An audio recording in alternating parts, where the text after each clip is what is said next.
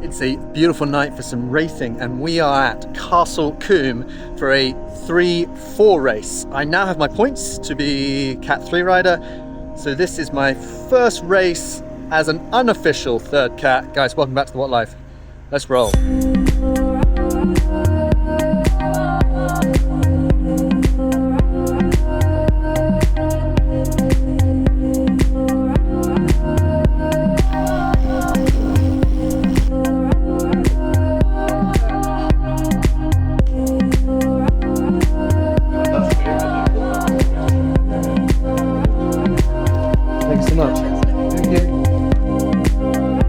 Okay, so let me fill you in. I actually didn't film a race I did at Hillingdon where I got second, which gave me 8 points. So this is a 3-4 race at Hillingdon, at Castle Combe. I've done a race at Castle Combe before, but it was a 4-cat only race. Slightly horrible Easter weekend weather. Today it's lovely, gorgeous, little bit windy, and it's a 3-4. I've got a few of the guys. Tom, who I did like lots of odd down racing with earlier in the year, is here, and he races with the Reflex Racing boys. The League boys are here, a few other teams are here, so we have a feeling that it's going to go out hard and fast. We're at a racetrack, like car racing track, so we could be at the mercy of how the teams take it out, and I've got a feeling that premonition might come true. Let's get ready. We're on the wind space tonight, just because I'm getting on really well with it at the moment. I'm just enjoying riding it, and it's got pedals on and power meter. But they did send me replacement bearings for the headset, but the only thing I've swapped out is the compression ring, the little C compression ring. I pulled that out, put the new one, pulled the old one out, put the new one in. And one of the things that I said when I was riding this was that I don't like riding it without hands because I couldn't get enough compression. Now it's completely changed that. It's like the other way around. If I tighten up the top bolt too much, like you literally can't turn the fork, the front fork. So, you know, small amount of compression, just enough to compress it through, and it has helped a little bit. I still think the fork a little bit soft leaning through corners though. It doesn't handle as well as the Villia. But we're on an open wide track tonight, so I don't see that being a problem. But also it's bike racing and you ride what you got. Don't know how many people are racing tonight. I'm looking forward to it. Again, I'm like a little bit nervous because 3-4s, big wide open track, windy. You know, I think the last time I did a 3-4, did the Reading 3-4 road race the other week, managed to hold the group on that. I'm hoping I can hold the group today. That'll be the plan. But yeah, Thursday night, and I've got the weekend off. I'm gonna chill out now because I've got my points. I just had this booked in. I thought I'd come do it anyway.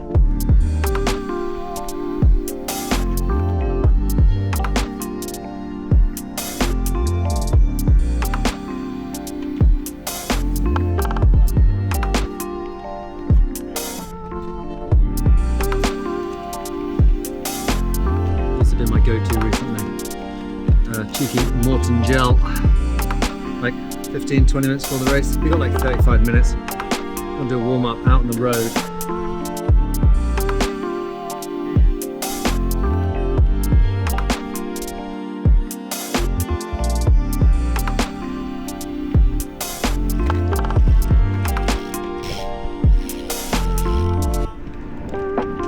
Had a day off the bike yesterday.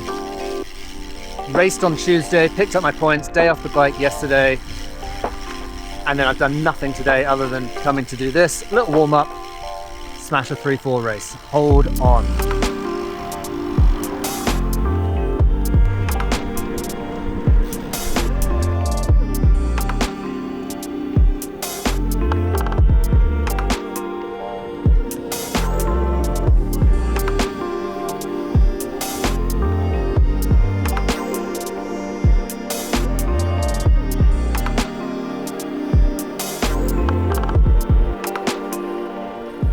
Right, so let's roll. 55 riders or so this evening, like 50 plus riders. Tom and I, we had that little nudge in the car park about this going out hard. I actually missed my clip in on this, so and this is the first time I've missed a clip in and it's had a consequence, because I've done a lot of races, like Hillingdon starts slow, or a lot of the times it starts slow, like one guy will take it off the line. Everyone, look at the watts down the bottom, everyone took this off the line tonight, and this was Thursday last week. Perfect evening for bike racing, not too windy, which if you have raced Castle Combe you will know is a bit of a rarity. We are on the straight where there is a headwind, so if you're looking at the map, top right hand corner, the wind is moving south to north, so we are basically riding into a headwind here. So you'll often see people sheltering and stringing out along there, because obviously the best place to be is on a wheel. And you can see how fast, or just how fast, some people have decided to take this out. Okay, like hands in the air, I'm going to be honest and just say I don't quite know what happens tonight. And look, this is the first lap we are on at the moment. You're getting a bit of a walk around, just so I wanted to just see the watts, and the speed. I obviously work in miles an hour, so that's 35 miles an hour, which is 50 odd k an hour, 55k an hour at least. So it was fast, and the whole evening was fast, and I enjoyed it. I loved it. There were some moments where for a 3-4. Last time, I haven't done that many 3-4 races, crit races. I've been dropped from one when we went down to odd down, very start of the season. So I still have those kind of little fears in my head. But guys, I get a 10th place finish at the end of this race. So I feel like I'm progressing. And the nice thing about Combe was, anytime I slowed down, because it was a big bunch, you can just roll back into the bunch. But there was a lot of times when people were taking it up the road and it was stretching out, and then you were having to close gaps, and that was hard work. And I think some people, or you can get away with not having to be involved in the closing gap process, or you can take it upon yourself to close gaps. A few people to keep an eye on, which is number 7, Mr. Tom Wall. He's a mate of mine. We met on Zwift many years ago, but then I've joined him for some racing this year, and it has been a lot of fun. And he leads me out at the very end of it. But like I was saying, is I actually don't know what was happening in this race at any time. And this is quite indicative of what would happen, is that someone would take it up the road. You'd basically have to follow the move. And I wasn't here to make moves, but I was certainly going to try and follow moves. Not to try and get in a breakaway. I just didn't want to lose, the front end of the race. So, I wasn't looking to make a 3-4 break up the road, but I just didn't want the front of the race, 12, 15 riders maybe to ride off. So that's why I was putting the effort in to hold these moves, not to be part of that small break. I mean, if you get a 12-man break, and I don't know Castle Combe that well, so I don't know whether these things are able to happen, but there are moments when you can just make out up the road that there's a bunch of riders that we are trying to close down. And apologies to whoever that is on the front there, because I'm literally hanging him out to dry, and we're moving into a headwind. So a lot of the time I'm basically trying to decide as the guys send it down. This is exactly my point. I'm struggling a little bit here, and then the whole group just come through, and you're like, oh right, so there's 20 support riders, not support riders, but you know what I mean, 20 guys behind me that I can now just kind of circle back and sit on, little kick on the watts, and then you're back on the group. So that was quite indicative or quite representative of what Castle Combe was, especially this race, which was any time you try and close something down or try and bridge up, if you don't make the bridge, you get dropped back into the group of 20, 30, 40 riders, which was it was comforting to say the least. So here we go. Look, this is basically what ends up happening. Is it's a fast race. I don't know who's trying to take it off the front, and I'm not sure why. I just didn't pay any attention to the guys trying to take it off the front. I'm trying to close down gaps, and I'll be honest with you, my legs didn't feel great, but I feel like I'm improving. So always being willing to try and close down the gaps, but at the same time I'm not trying to, it sounds a bit kind of counterintuitive, I'm not trying to make the front group. I'm just trying to make sure that the bulk of the group doesn't move away from me. And then anytime Tom, so I was kind of taking my lead off Tom, which was, if he's number 7 just in front of me there, if he went for a gap, or if he was willing to close a gap down, I'd basically try and go with him, and kind of race that way a little bit, and then, as I said, I don't know when, I don't know how many riders end up off the front of this race, but a bunch of riders do end up off the front of this race. I couldn't tell you when it happened, and I didn't even realize until, you look up and then there's 4 or 5 riders down the road, and then I think one of them might have come back. So for me it was quite confusing, because if I wasn't, well, this was a race where I wasn't, because it was a 3-4 race, I kind of like subconsciously just presumed, the podium and the front spots, they're not my business. I didn't pay that much attention to it. I was just trying to hold top 10 wheels, top 15 wheels, and that's what I was trying to close down. I hope that makes sense. So, if I was basically sat near the front and 2 riders ride off the front and sprint down one side of the airfield, I probably, or the racetrack, I probably wouldn't have bothered chasing it. But if 10 riders try and do it, I would try and race it. And I hope that makes sense. And here's Tom kind of seeing another bit of a threat. And like I said, anytime Tom went, I was just willing to go with him. And I'm just trying to show this to you because I want you to see some of the power numbers that, that were coming through. And just, it was a hard race. Like, it was a fast race.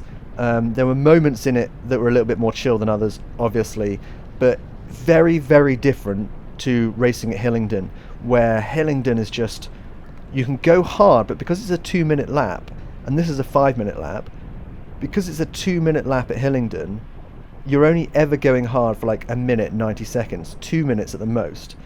Whereas, we took that first lap, the first lap at Castle Combe went out really hard, and that's like 5-6 minutes of effort. So that's quite similar to when I race at Abingdon. They've had a few races where the first lap's gone out super hard, and you just have to hold on, but you have to hold on for a reasonable amount of time. And again, here goes another move. I don't know what I'm chasing down here. I've got no idea what I'm chasing down. I just know that I'm on wheels. I want to stay on wheels. And yeah, and if Tom goes, then I'm definitely going to try and hold that as well. And we're in the wheels, putting down pretty reasonable numbers into the headwind, as you can see, headwind, the wind moving from south to north. So don't want to be anywhere, and that's my point, is it really strings out down this start finish because of the headwind. 2 riders move off to drop back, and it was, it became very hard work. And this was like one of the laps where you'll see in a minute I try and follow Tom and don't quite make it, because it's kick after kick after kick, and it was becoming a bit too much for me. This is a 55-minute race, so one of the longer races that we do. Hillingdon's like 30 plus 3, so it always ends up being like 38 minutes.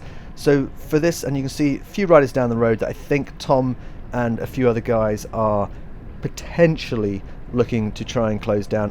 I'm presuming that's going to be the front of the race, but it might not be, because like I said, I had no idea what was happening at the very, very pointy end. But I think Tom was trying to bridge up, and I don't know how I miss all this, because I felt like my positioning was quite good all day, and I can't wait to talk you through the sprint and the lead out that I pick up. But ultimately, Tom tries to close it down. I don't have the watts to go with him, so I'm trying to pull off this train. You can see the shadows behind me. Don't know whether that was a rider just looking at me being like, "What are you doing?" And I was like, "Well, I'm struggling here, mate."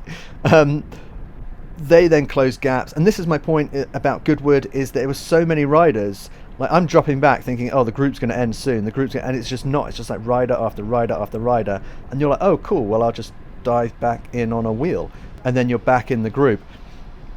This was quite nice. Jack, one of the Swindon boys, basically giving me the beta on where I want to be and what I want to do when it comes to the sprint. And we're maybe 3 laps before the end here, so things are quite chilled. Penultimate lap, very, very chilled, and then we come into the bell lap, and this is the final lap, and I'm going to talk you through the half of the final lap, the second half of the final lap.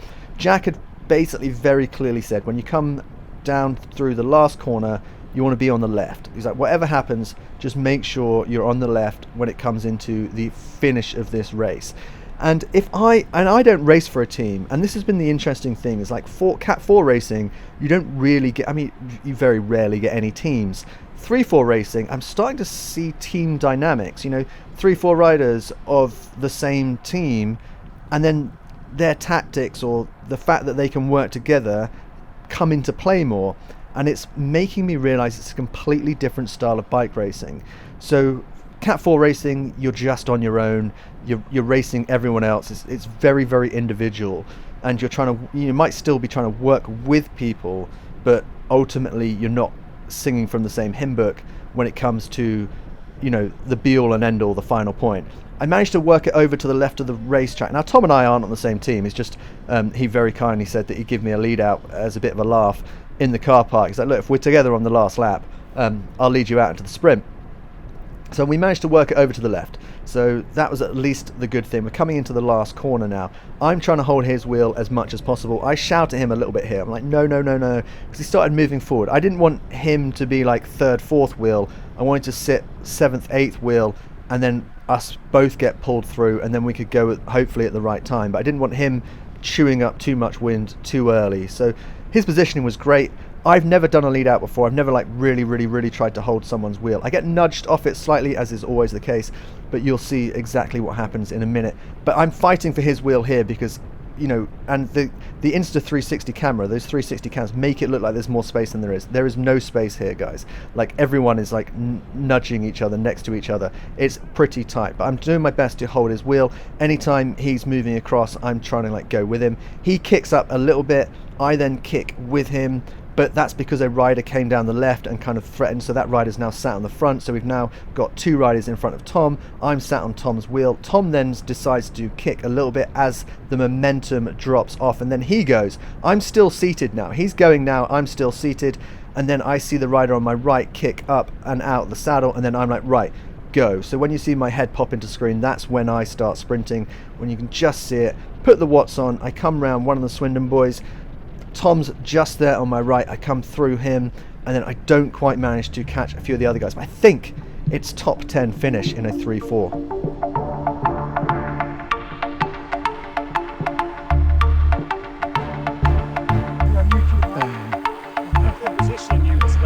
Thank you, sir. Cheers, boys.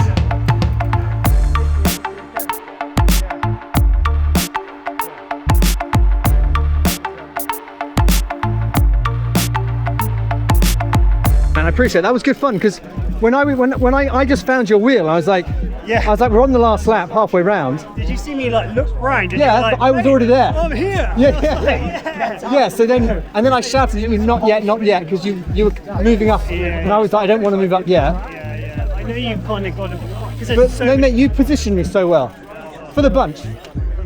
Yeah. I think there was 4 maybe. Yeah, you worked too hard to try and close the group. Well, sprinting isn't my game, so I was trying to get a break the whole night. Yeah. So, mate, I really enjoyed that. Sum the race up in 30 seconds. As a Cat 4 rider now doing a 3-4. It was really quick, but you're able to pedal through the corners, so you didn't have to do too much sprinting. But nobody. I saw you closing a few gaps down. I tried to close a few gaps, but I tried to take as little wind. I was trying to be really clever with where the wind was coming from and trying to get as much draft. So I think everyone was though. That's so every now and again, the race just comes across the track. It was so quick, nobody really wanted to go in a break. So it was just, But they got 6-man break down the road though. Yeah, that's true. and then we didn't catch them. Yeah. Right, well done, dude. Well done. It's so funny because you can feel like death in a 3-4 race. 3/4 of the way through, absolutely, you're like, am I going to make this? And then you get to the sprint and you're like, I've got this. I think I'm finding my style of sprint. I know does that sound silly? I'm not a massive watt guy, so I can't just put all the power in, and I don't have a short, hard and fast sprint. I've got a mid-range, can I say semi-soft on YouTube? Mid-range, semi-soft, semi-hard sprint. I mean, you know what I mean. A little rite of passage for the Castle Combe, seeing as I'm going to get home and it's going to be 11 o'clock. Giant flapjack to seal the day off. Tom gave me a lead out, and I'm well chuffed with it, because that's my first experience of I know this sounds silly, but doing a race thing. Yeah. But otherwise, I'm just riding my bike around a track. That was a race thing. Your first experience of a teammate. Yeah, that's what I mean. It's bloody good, isn't it? Yeah, it's really cool. So just coincidence, I just bumped into him halfway around the last lap, and then he looks around and I'm like, mate, I'm here, lead me out. You're coming down the start finish straight and you're doing half the watts. and you're like, shit, I can actually sprint with okay legs. It's really handy. I'm going to need you every week now. So, fortunately, we live the opposite side of the country, so I don't have to need that every week. but that makes such a difference. Like, I did find that made a huge difference because you got out the saddle and I was still kind of like able to. I got out the saddle, but I just didn't have to push the watts. Yeah. And then once I felt like and I was like, okay, I'm going to go. But to be fair, you used your own kind of initiative and came round me. You didn't wait for me to die.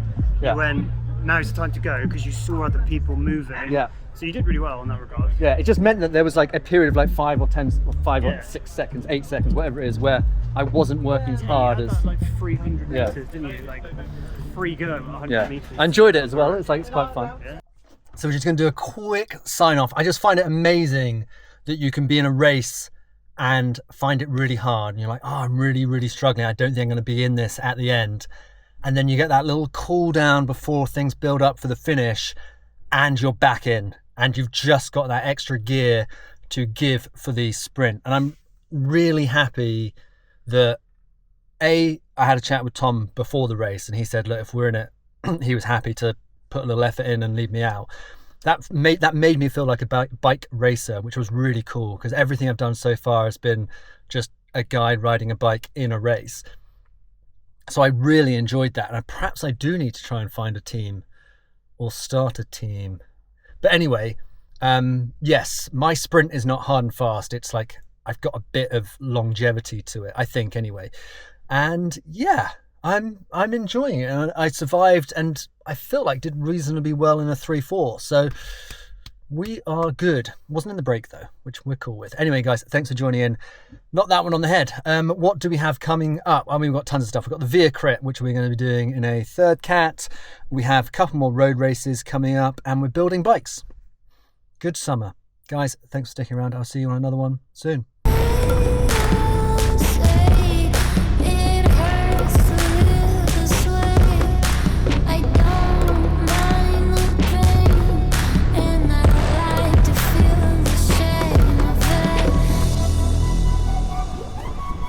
Why won't you leave?